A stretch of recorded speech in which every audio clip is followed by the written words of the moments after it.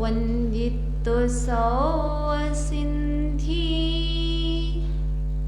ध्रुवमसुमणुवमङ्गीं पत्ते बोच्चामि समयपाहुड मिणमो स्वेकेवली भेड्यं नमः समय साराया स्वानुभूत्याचिकासते चिस्सुभावाभावाया सर्विभावान्तरच्छेदे गुरुवः पन्तिनो नित्यं ज्ञानिदर्शननायिकः चारित्राणुगम्भीरा मोक्षमार्गोपदेशिकः मोक्षमार्गोपदेशिकः। अनंतानंत सिद्ध परमेष्टि भगवान की देवादिदेविकर मूलनायक श्री आदि ब्रह्मा आदिनाथ भगवान की 24 तीर्थंकर भगवान की परम पूजनीय आचार्य वन श्री कुंद स्वामी की परम पूजनीय आचार्य भगवान पूजपाद देवी की प्रातः स्मरणीय सारस्वत कवि नए चक्रवर्ती मम शिक्षा दीक्षा दाता आचार्य वंशी विभव सागर जी महामुनि राज की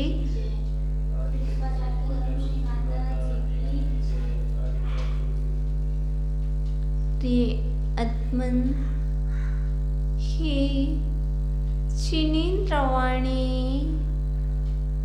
आगमवाणी तीर्थंकरवाणी गुरुवाणी त्वमेव जयतो त्वमेव जयतो त्वमेव मम कंठा आगच्छतु आगच्छतु आगच्छतु। प्रिय आत्मन, हम बचपन से सुनते आ रहे हैं कि इस मंत्र को पढ़ने से सर्व विघ्न दूर हो जाते हैं और यह भी सुना है जब भी विपत्ति आएगी तो विपत्ति को दूर करने वाला यह मंत्र है। पर जैसे ही हम बड़े हो जाते हैं तो हम सोचने लगते हैं क्या सच में इसी मंत्र से ऐसा होगा? आखिर वह मंत्र कौन सा है जो बुद्धि भी बढ़ाता है, जो शांति भी देता है, जो पापों को नष्ट करता है, जो समृद्धि को प्रदान करने वाला है और जो बाहर से आई हुई विपदाओं को दूर करने वाला है? हम पूछें बुद्धि को बढ़ाने वाला मंत्र तो कहते हैं भक्तांबर स्तोत्र के षष्ठम काव्य का है। हम कहते हैं पेट में दर्द हो रहा है, इस दर्द इस रोग का प्रतिकार करने वाला मंत्र कौन है? तो हम कहते हैं भक्तांबर स्तोत्र के 45वें काव्य का मंत्र है। हम कहते हैं रक्षा मंत्र कौन सा है?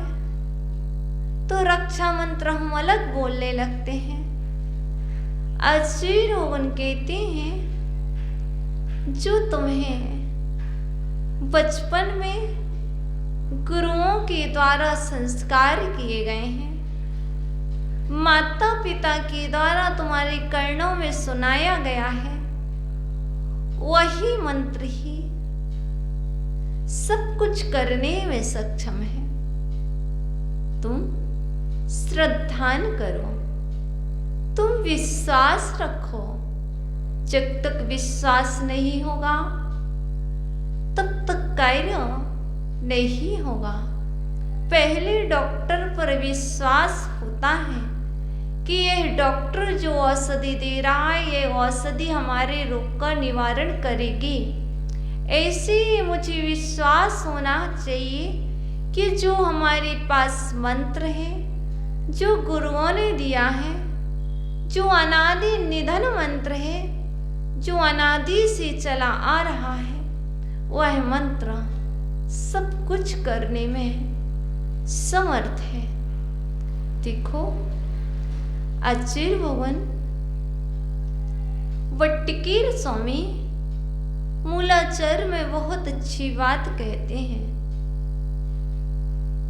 श्रुत के पारगामी होने पर भी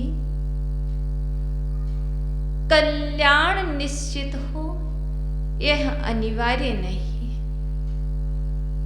लेकिन आचरण का निर्दोष रीति से पालन करने वाले के पास श्रुत में पारंगत भी ना हो तब भी कल्याण हो जाता है। हमने तो मात्र ये जाना है, बहुत सारे शास्त्रों के ज्ञाता बुद्धिमान जीव ही कल्याण कर पाते हैं। आचार्य भगवान कहते हैं ऐसा नहीं है। यदि तुम्हारा चरित्र निर्मल है, वैराग्य परिपूर्ण है, तब भी आपका कल्याण हो जाता है। इसी तरह आचार्य भगवान कहते हैं बहुत सारे मंत्रों को जपने वाला अपना कल्याण कर पाए या ना कर पाए, मात्र नौकार मंत्र पर श्रद्धा रखने वाला, नौकार मंत्र को रात दिन पढ़ने वाला, श्वास श्वास में जिसके नमोकार वसा हुआ है, वह जीव मोक्ष तक प्राप्त कर लेता है। इसलिए नमोकार मंत्र को सामान्य मंत्र मत जानो। आपको विदित होगा, वर्णी जी का नाम आपने सुना है, चुल्लक गणेश प्रसाद वर्णी जी का नाम सुना।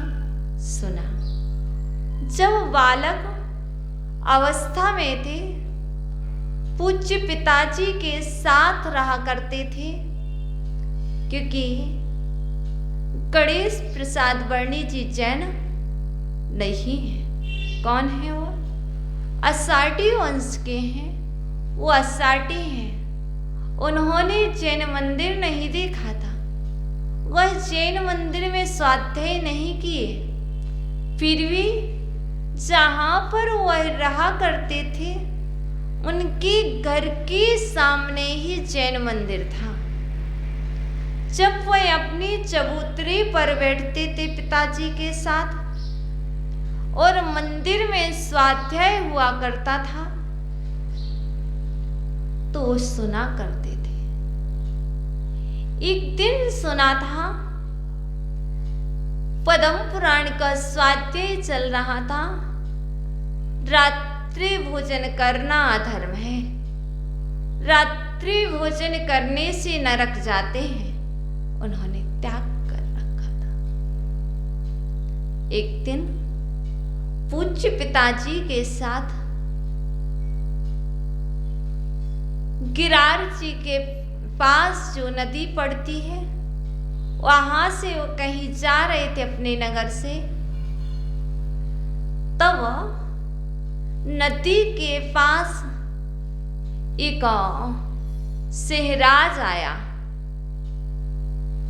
पिताजी और बालक साइकिल से थे।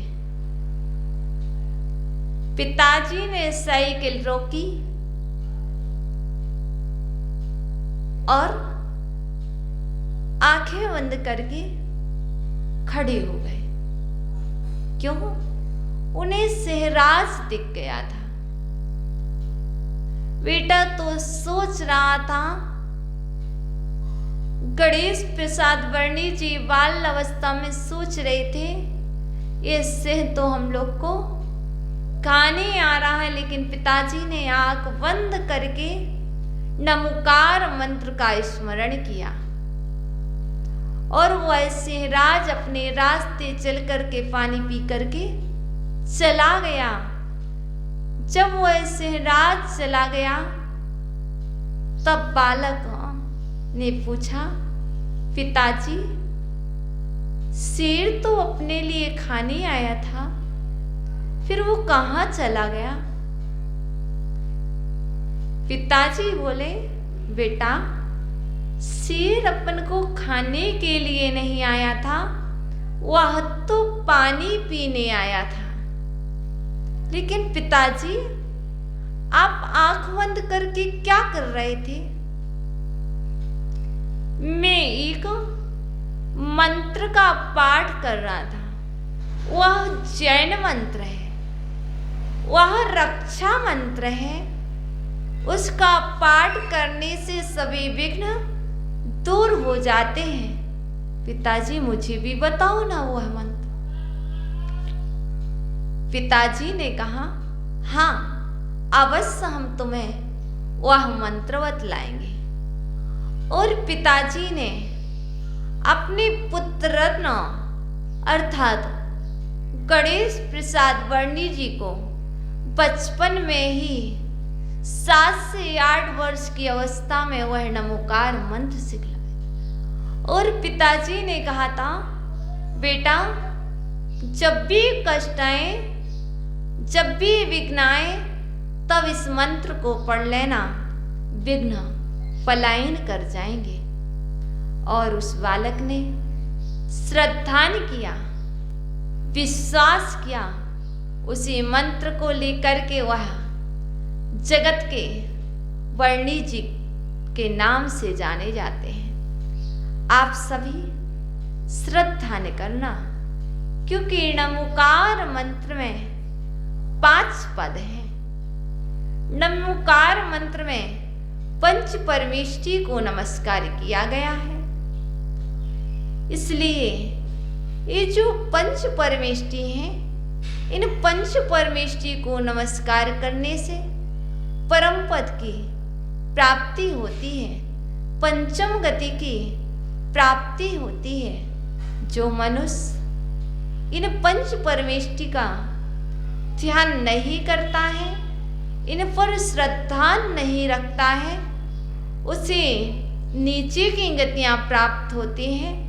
देखो, स्वान को नमोकार मंत्र सुनाया जीवनधन ने, स्वान मर करके देव हो गया। देखो, चारुदत्त ने बकरे को नमोकार मंत्र सुनाया, बकरा नमोकार मंत्र का स्मरण करके वह भी देव हो गया। पारसनाथ के जीव ने नागिन को नमोकार मंत्र सुनाया, वह नाग और नागिन भी धर्णेन्द्र पद्मावती बने। जिनने नमोकार मंत्र को ध्याया है, उन जीवों का कल्याण हो गया है। जो जीव ध्याते रहेंगे वह अपना कल्याण कर जाएंगे। जो मात्र कहते रहेंगे वह कल्याण नहीं कर पाएंगे। यदि तुम भी कल्याण करना चाहते हो, तुम भी महान बनना चाहते हो, तो नमोकार मंत्र को ध्याओ। हम मात्र पढ़ते हैं, क्या करते हैं? काय उत्सर्ग करते हैं, नमोकार की जाप करते हैं, लेकिन हमारा वहां पर ध्यान में मन नहीं लग पाता है। हम बोलते हैं नमो अरिहंताणम, नमो सिद्धाणम, नमो ऐरियाणम, नमो वज्रायणम, नमो लोई सपिसाम। आचार्य भगवान कहते हैं, जैसे ही आप नमो अरिहंताणम बोलो, अरहंत भगवान तुम्हारे लिए दिखाई दे, तुम उन्हें नमस्कार करने का भाव कर लो।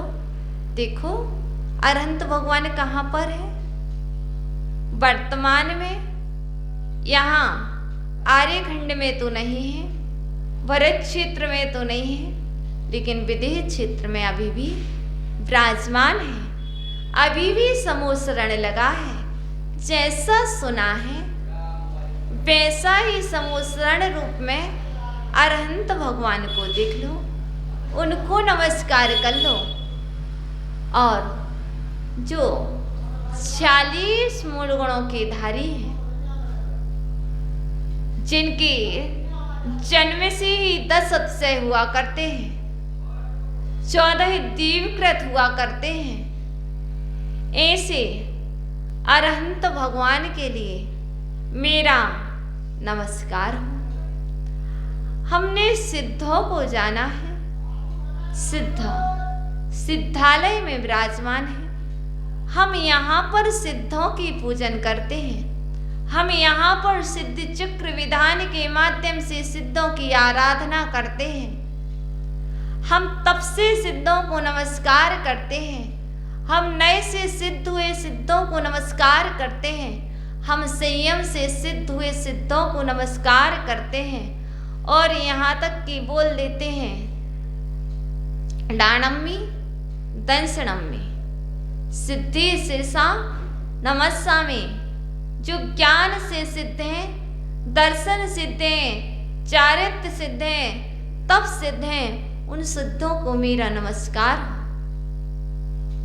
हाँ, उन सिद्धों ने अष्ट कर्मों को नष्ट किया है और जिनके अष्ट मूल गुण प्रकट हुए हैं, अष्ट कर्मों को नाश करने से अष्ट मूल गुण प्रकट हुए हैं, ऐसे उन सिद्धों के लिए मेरा नमस्कार हो, जिनको नमस्कार करने से हमारा नमस्कार सिद्धालय पहुंच जाता है।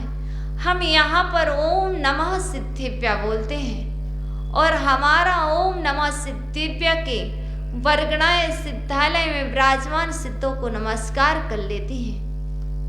आचार्य भगवान कहते हैं अच्छी तरह से करो, इतनी अच्छी तरह से नमस्कार करो, एक बार नमो सिद्धाणम बोलो और तुम्हारी असंख्यात गुणी कर्मों की निर्जरा हो जाना चाहिए। एक बार नमो आईरियाणम बोलो,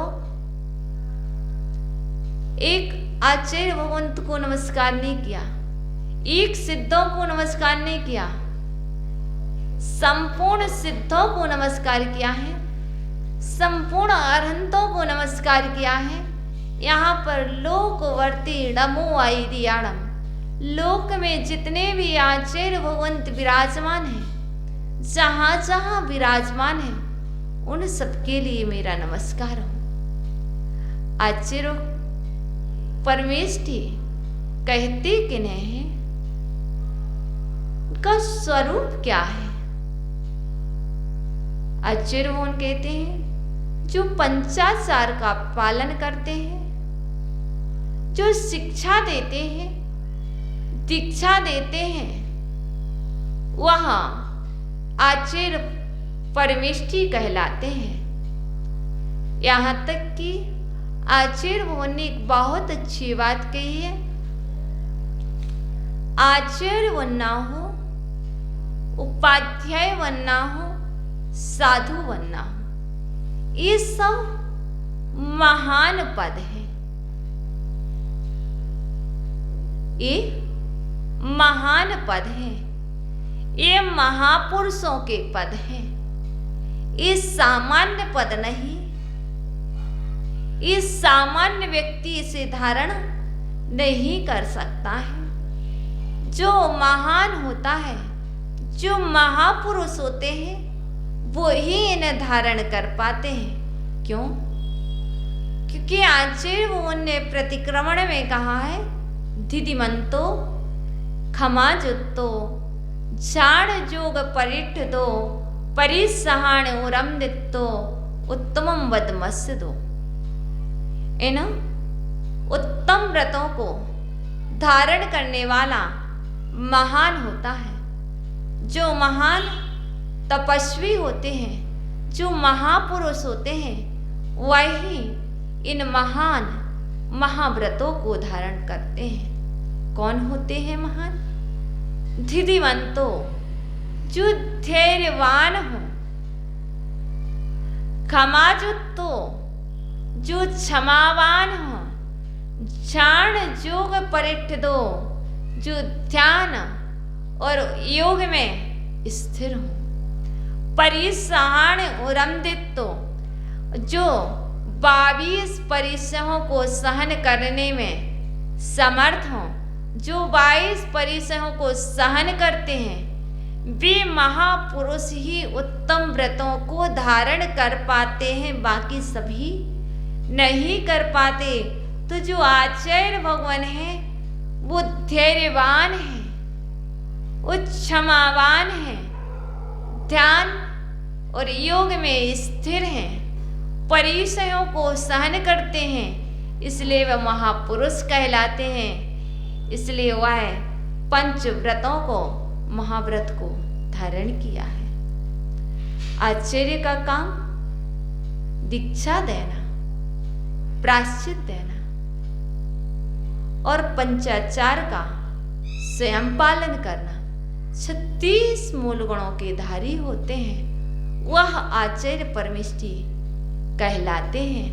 आप उन आचार्य भगवंतों को जितने भी जहाँ जहाँ पर आचार्य भगवंत विराजमान हैं उन सबके लिए मेरा नमस्कार हो।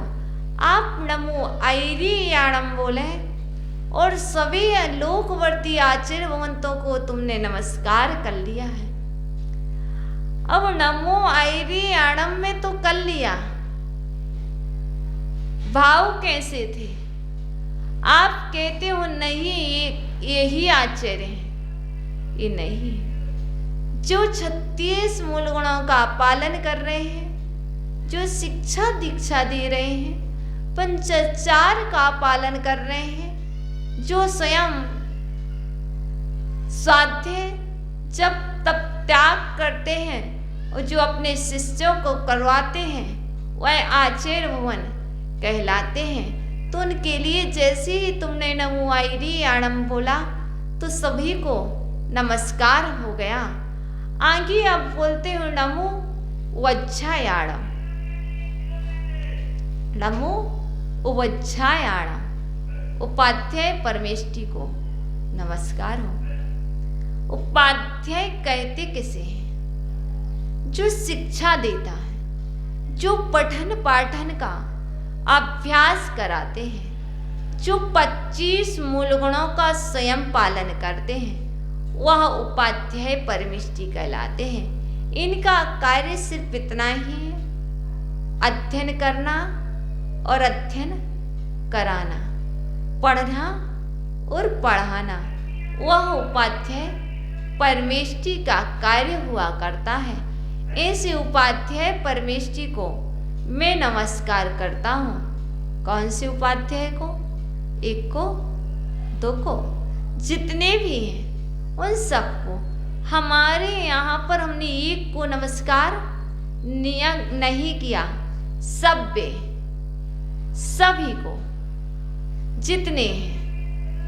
अब आगे आता है अंतिम पद है जो नमो लोई सप्प साहुणम।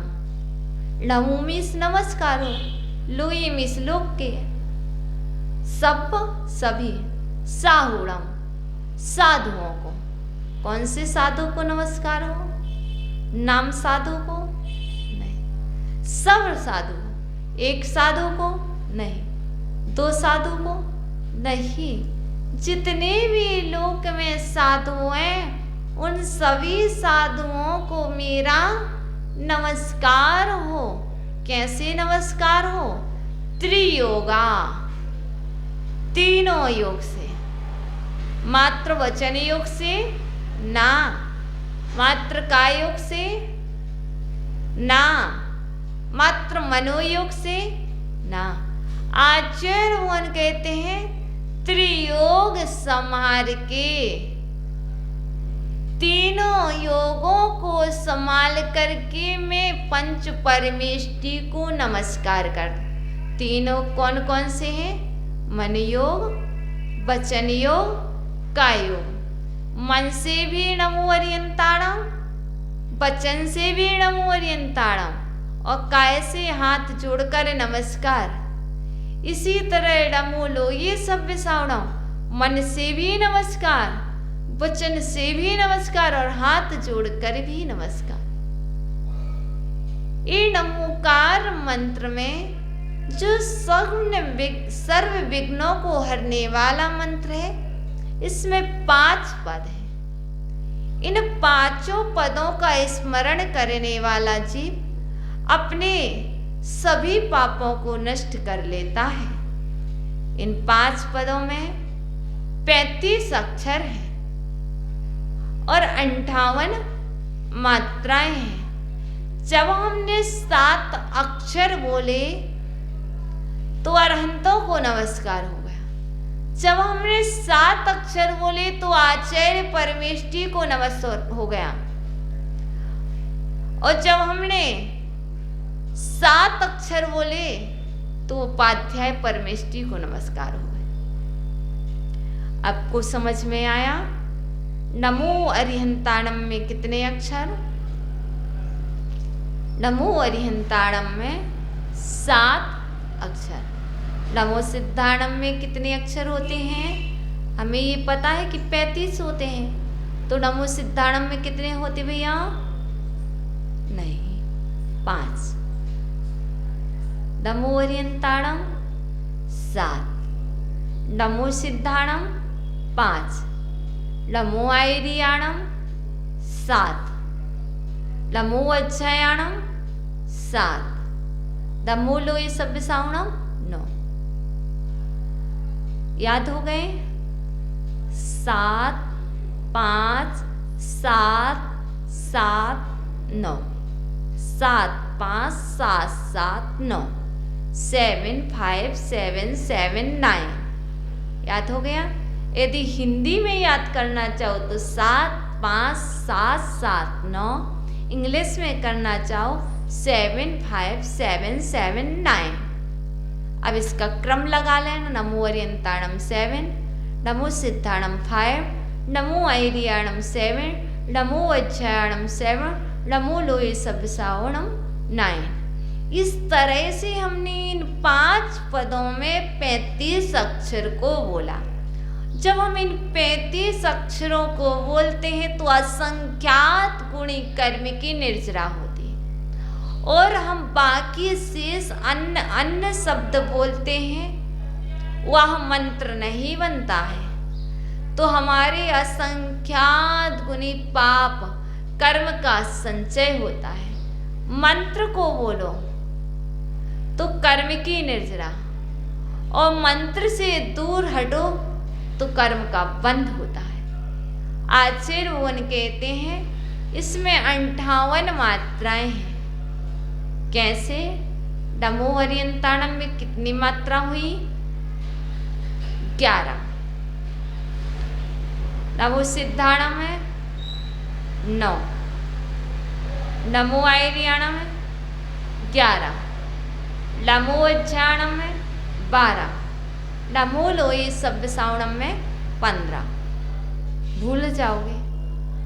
हमें सिर्फ अपना मोबाइल नंबर तो याद है। क्या है आपका मोबाइल नंबर?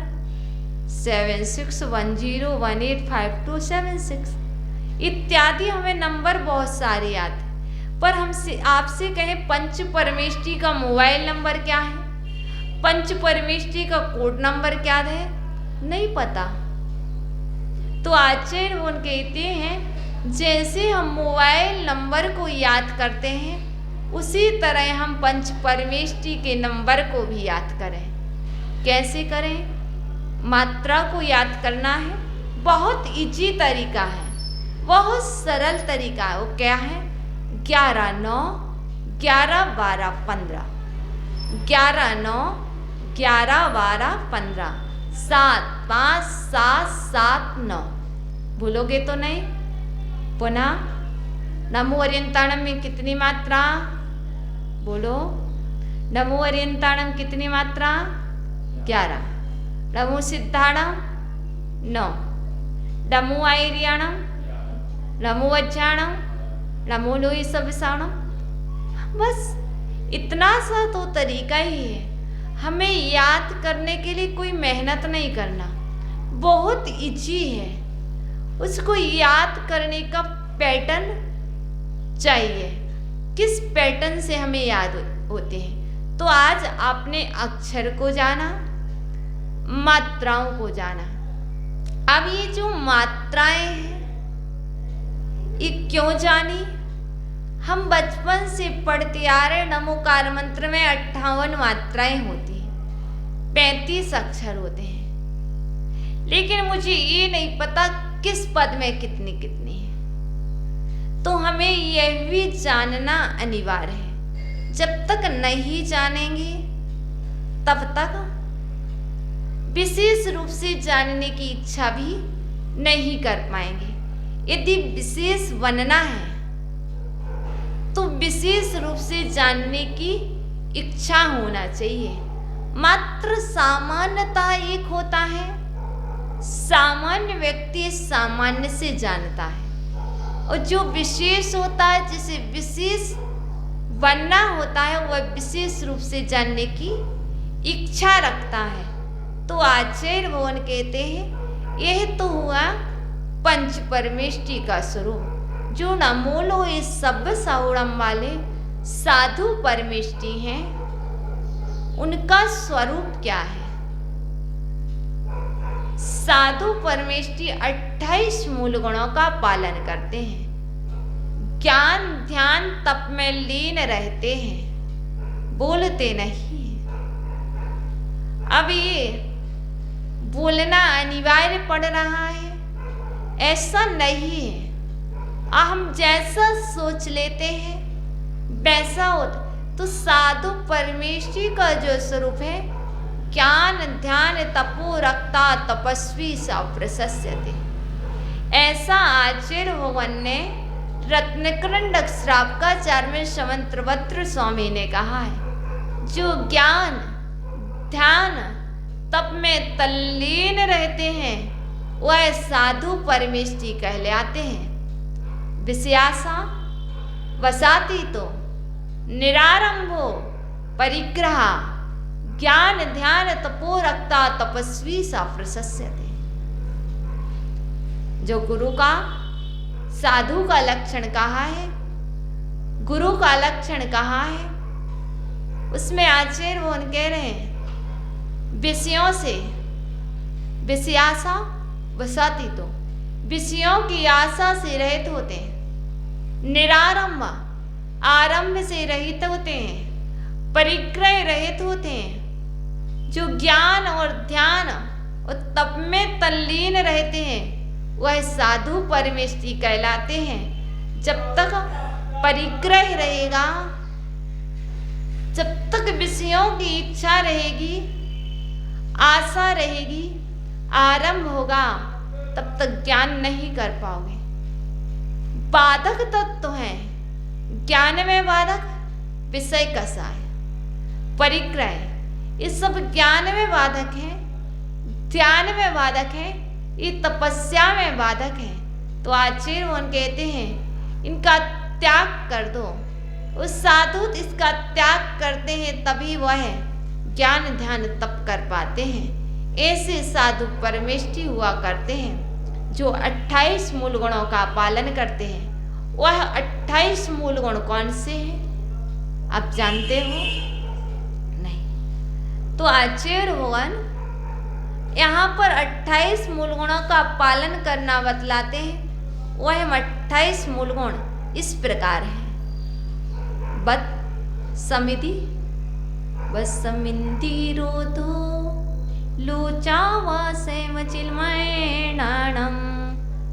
यहाँ पर बताए बद 5 व्रत, पंच समिति, पंचेंद्रिय रोध, षड आवश्यक और सप्त शेष गुण। ये क्या हो गए? 28 मूल गुण। 5 व्रत कौन से होते हैं? जो साधु होते हैं कि 28 मूल गुण होते हैं। 28 मूल गुण में 5 व्रत कौन से हैं? क्योंकि अभी बताया था कि जो महापुरुष होते हैं वो इन व्रतों को धारण करते हैं। तो कौन से है वो व्रत जो महापुरुष धारण करते हैं? तो वह है अहिंसा महाव्रत, सत्य महाव्रत, अचौर्य महाव्रत, ब्रह्मचर्य महाव्रत और अपरिग्रह महाव्रत। इस पंच महाव्रतों को धारण करने वाले ये 5 व्रत हैं जो साधु परमेष्टि के हुआ करते हैं।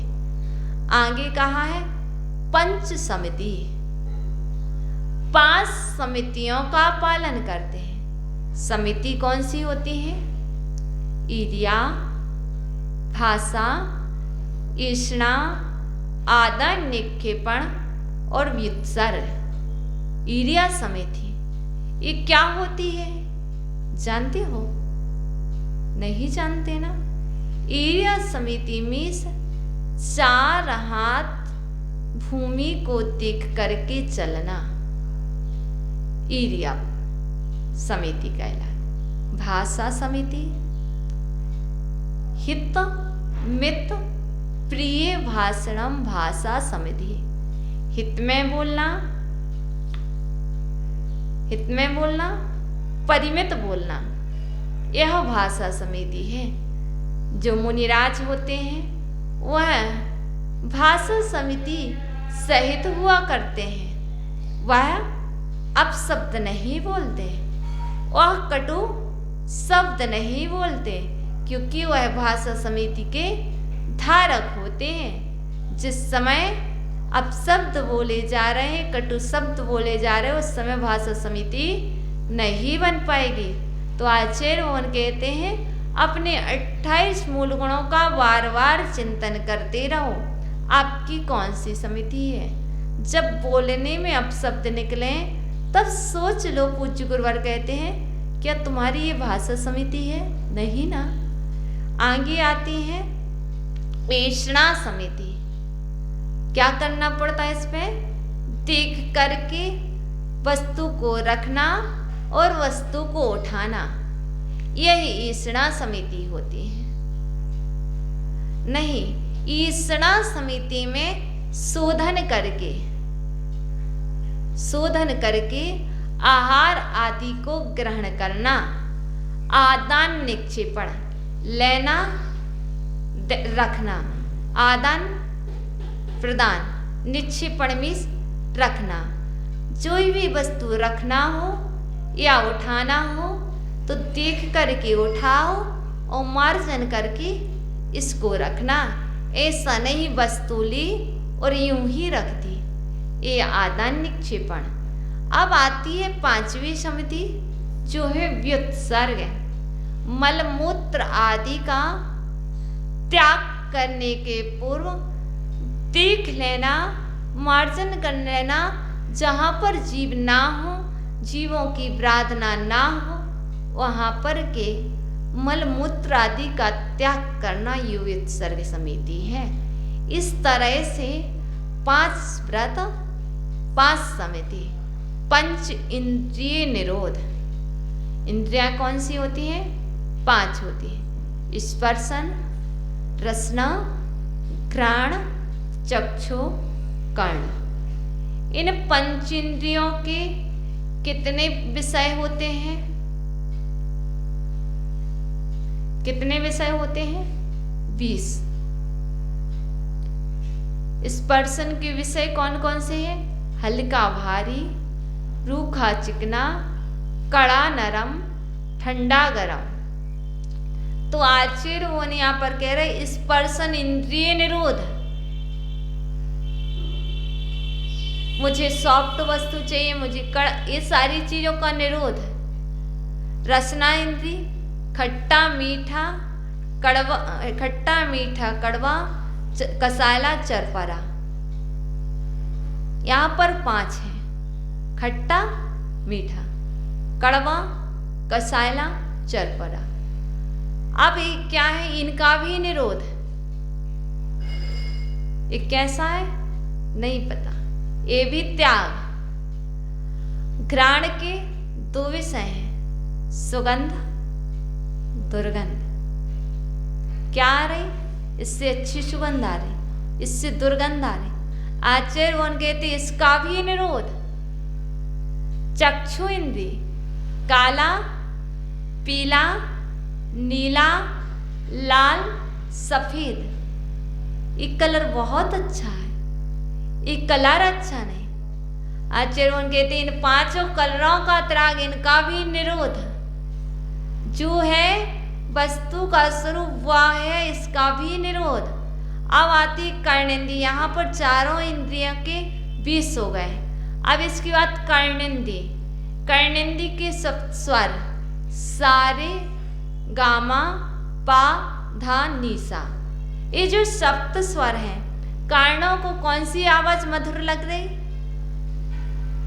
इसकी आवाज फटे बांस की तरह है, इनकी आवाज कोयल की तरह है, इनकी मधुर है, इनकी मिठास है, कि में कड़वाहट है। आचार्य वन कहते कर्णेंद्रिय का भी निरोध। जो मुनिराज होते हैं, जो साधु होते हैं, जो 28 मूल गुणों के धारी होते हैं, वह पंचेंद्रिय निरोध व्रत होता है उनका, वह पंचेंद्रिय के निरोध के धारी हुआ करते हैं। आगे